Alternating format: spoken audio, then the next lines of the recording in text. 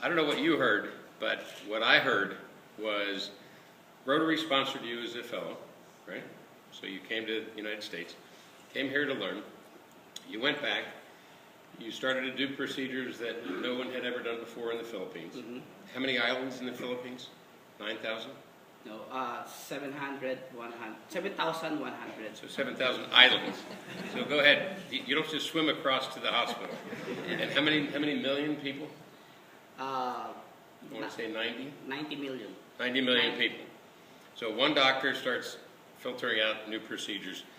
It's going to take a few years to impact everyone in the Philippine island chain with these techniques. But you funded new procedures that, by the way, you don't just change the world overnight.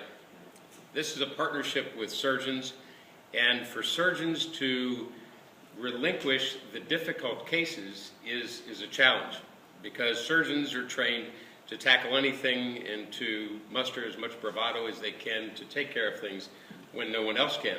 But when they reach the point where they've hit the wall and they realize that going as deep into the throat as you saw Dr. Villanueva go is not really a smart thing. You have to open up the whole neck, both sides, and you probably never get the job done. So then to realize that his wisdom and his skill will give the patient an advantage that the surgeons traditionally wouldn't have is tremendous. And so to be able to begin that cultural conversion, which is really what you've sponsored. What you've sponsored is a cultural conversion of medicine and healthcare in the Philippines that they never had before, and for children as well as adults. You saw some of the adults, 20 years old, etc. We just got a consultation yesterday for a 70-year-old patient. Dentists will be taking care of adults that have these conditions that were never treated before.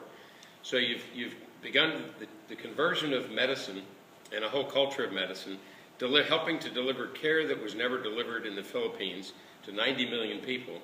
You've helped train one trainer who's now training other trainers, and then he came back for more, and then he wants to send another doctor here, and it's all coming out of Dublin, Ohio.